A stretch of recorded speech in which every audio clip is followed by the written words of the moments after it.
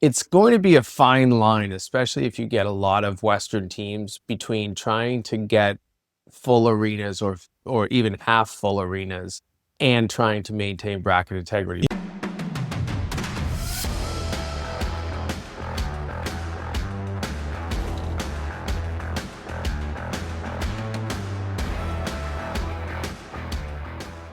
Welcome to USCHO Bracketology Xtra for Thursday, February 12th, 2026. I'm Ed Trefsker alongside Jim Connolly. This podcast is sponsored by the NCAA Division I Men's Frozen for April 9th and 11th in Las Vegas. NCAA.com/mfrozen4 is the place to go for tickets. Well, Jim, you published the weekly Bracketology column. It's updated after the Beanpot games Monday and a couple of Tuesday games. Any kind of initial thoughts on the bracket before we display it? This was actually a pretty simple one, and I've been keeping them simple for a few weeks now, just to show what the easiest movement would be, and we'll get into it as we get into this episode. But there's more complex moves that could be made that I didn't take in this week's bracket in terms of trying to protect attendance. It's going to be a fine line, especially if you get a lot of Western teams, between trying to get full arenas or even half full arenas and trying to maintain bracket integrity. We'll see that in the next segment, but it's one of those things that you're going to have a challenge no matter what, just because of how heavily Western the flavor of this tournament seems right now. Well, let's take a look at what the bracket you came up with is. In Loveland, Michigan State, the number one overall seed after last weekend's two games with Michigan. They would be one in that bracket with Cornell, Denver, and Bentley. In Worcester, Michigan, the number two overall seed would have Dartmouth, Minnesota Duluth, and Connecticut. In Sioux Falls, the number three overall seed, North Dakota, has Providence, Quinnipiac, and Wisconsin. And Albany has number four overall right now, Western Michigan, with Penn State, Boston College, and St. Thomas. Bentley is in there as the Atlantic Hockey Association representative, and they're pretty close to wrapping up the regular season title. Minnesota State got squeezed out this week. So for this exercise, you've got St. Thomas in there. So let's take a look at this. You could have made a swap for attendance, but you didn't make it. And maybe the committee won't make it either. But let's take a look at that. It looks like Worcester is what you were looking at, where they could make a swap. Yeah, right now you have Minnesota Duluth facing off against Dartmouth in Worcester, and that's not a horrible attendance draw, but it's not going to be a solid draw. So the thought that you could move that matchup out to Sioux Falls and move the Quinnipiac Providence matchup back east and have that played in Worcester, that certainly would draw. And you're talking, maybe 8,000 fans come from Quinnipiac and Providence. That's my ballpark. As opposed to Dartmouth and Duluth, where I'm thinking maybe 1,500 to 2,000 fans. So you're just talking about 5,000 less fans. I also think getting Duluth closer to Sioux Falls could be a beneficial thing for them. I didn't make this right now because it is just such an outside move. It's not something that the committee looks to do all the time. They look to move one team quickly to avoid conference matchups. If you can get somebody close, maybe you make this move. But this would be taking an entire matchup, the 2-3 matchup in Worcester, the 2-3 matchup in Sioux Falls, and just switching them. I've seen the committee do it. They have done it, and I don't put it past them to maybe do that. I just didn't go ahead and do that this week, just to keep things simple. And it's hard to explain that to fans and even coaches, why you do the move, why you don't do it. So it's one that I just decided against making this week. Well, you're not going to have attendance issues in Sioux Falls no matter what. Right. But Providence and Quinnipiac would help that out. Maybe, yeah, that's a tough one there, isn't it? It all depends on how closely the committee wants to keep the brackets intact. And it sounds like conversations recently recent years, that is their primary goal. It does sound that way, Ed, and we've seen that in recent tournaments where there was swaps similar to this that could be made that weren't. They have been somewhat fortunate in the last couple of years too, that there hasn't been a lot of first round conference matchups the way the brackets align. So you don't have to worry about making too many changes. And because of that, they've maybe gone really simple and they don't make really any changes. This is not something that over the last 2-3 years, I think the committee would have done. Would they do it this year? That's still to be seen. I do. The only attendance you really have to worry about, though, are the two Eastern sites in Albany and Worcester. They're not going to be empty, but they're not going to have 8 to 10,000, which is what you need in those two buildings to make them seem a little bit more crowded. Well, and part of that really comes down to who the top 4 seeds are. The only natural placing is North Dakota and Sioux Falls. There's nothing about Loveland for Michigan State, Worcester for Michigan, or Western Michigan for Albany that really makes a lot of sense. No. So you're kind of stuck.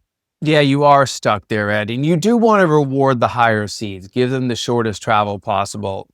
You just mentioned 3 of the 4 top seeds are from the state of Michigan. There's no regional in Michigan. The closest one to them actually might be Albany. I looked at some of the miles from Albany to Sioux Falls, Albany from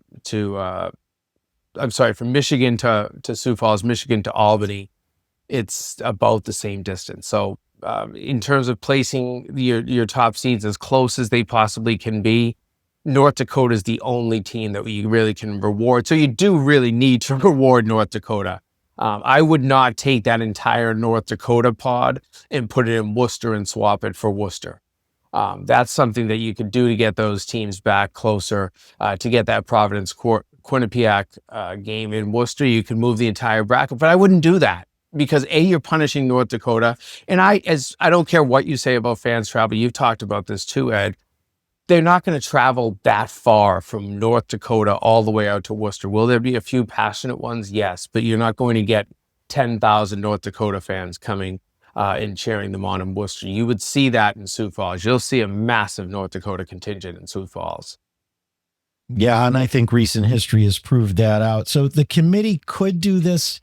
It's within their purview, but they really don't want to make those kind of swaps. I think it's a little bit over the top to take an entire matchup and swap it. But listen, if this gets dire, if you had 4 teams from the West right now lining up to play in Worcester, they'd do this. They would take those 2 Eastern teams and swap it. But it's just, you don't have to do it right now. The attendance is not a dire situation in Worcester or Albany. Well, the big story of the week definitely was Michigan State now becoming number 1 after picking up 4 points against Michigan and getting the swap in the NPI. And it really matters who's on top and who 16 and 15 are taking on. Michigan State in this scenario would get Bentley, and Michigan would get UConn. In the NPI, the stronger team at number 15 overall. Bentley, a very good team that, they have the schedule that they're given, but they're probably even a better team than they were last year when they scared BC in the regional. But it really comes down to not geography this time, because like we just said, nothing that really relates to the state of Michigan, but it really has a big deal about bracket integrity and who you take on. It does. And I think that's kind of the reward for Michigan State, is that you do, as the number 1 overall seed, you do get to take on the lowest remaining seed. If the bracket works out, and we've seen situations where it doesn't, and you end up with 2 against 16 and 1 against 15 because of some host issues. We don't have that here. Now, if Holy Cross were to win the Atlantic Hockey Championship, they are a host in Worcester. So that is something just to put in the back of your head. But I think, I don't know that it's that much of a reward to get the number 1 overall seed. We've seen teams lose in that scenario. We've seen teams get very scared last year, Boston College against Bentley. So there's nothing easy about it. So if you're trying to say we want the number 1 seed, so we get the easy team, nothing's easy about it.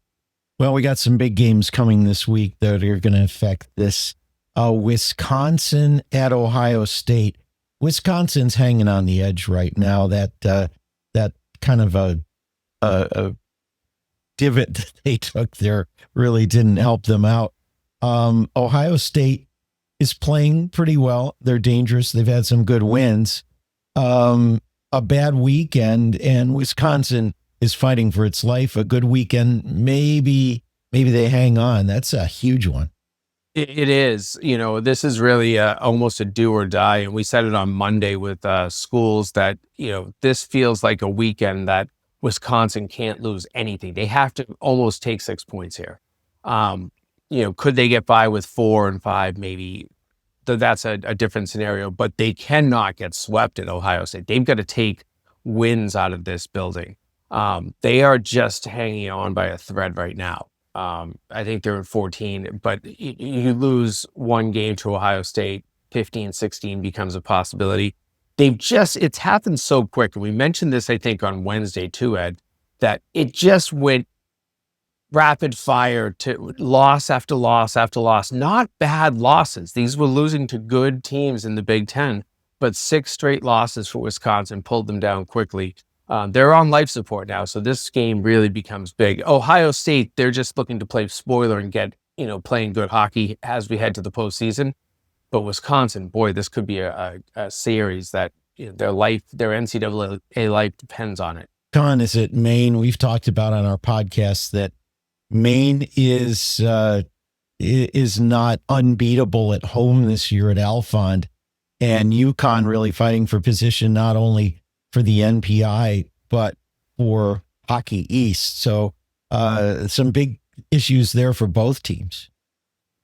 Yeah, I mean, Maine, I'm still putting on the outside, way outside looking in. I don't think that they can play their way in without winning the Hockey East tournament right now. UConn is a different story, and they are inside the bubble. They are the bubble right now. They are number 15. So they don't have any room for error here. For UConn, going up there, they have to take points out of each game. I think 4 out of 6 is really necessary, at least on the road this weekend. Can they get by with a true split in 3 out of 6? Maybe, but I think that this is one where if you're UConn, you're going up there realizing that this is a weekend.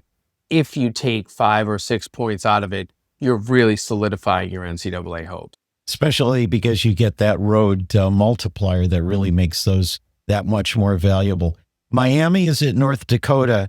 We've talked a lot this season about how good the Red Hawks are, and it feels almost like they're a team that's like only another season away from battling with the top teams in that league. But they've had some good wins, and they could steal some points this weekend. Sitting at number 20 right now in the NPI, if they were to go into North Dakota and take multiple points, take 4 points, take 6 points, that's a little bit of a stretch. But if they were to do that, they're right back in the NCAA picture. North Dakota, they have a lot of runway to make mistakes. I'm sure they don't want to. They want to remain a number 1 seed and make that placement of North Dakota to Sioux Falls become almost a slam dunk for the committee. But Miami, this is it. If they want to have that chance to maybe surprise some teams and get in this season, here's a weekend. You go on the road, you find a way to get 5 or 6 points against North Dakota in Grand Forks. That you've proven to me at that point that you're NCAA worthy.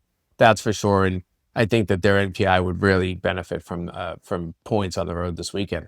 Well, it's always fun to look at bracketology as the conference playoffs get closer and we start to zoom in and maybe tighten things up. But you can find out where all this information came from Jim's weekly bracketology column. It's linked in the show notes and description. You can watch us on YouTube at youtube.com/USCHO. Like and subscribe there. And maybe even think about what regional your team would least want to land in right now. We often talk about regions of death. They all look pretty ominous right now to me, but maybe there's one that you would like to see and you can comment on it. And, one weird weekend, maybe a weekend with some of these upsets, these big games could create complete chaos. So, Jim, it could be very similar next week. or it could be a whole new ballgame. That's the fun of it, Ed. It's ever changing, and that's what makes this enjoyable to follow. Well, for Jim Conley, I'm Ed Trefzger. This has been USCHO Bracketology Extra.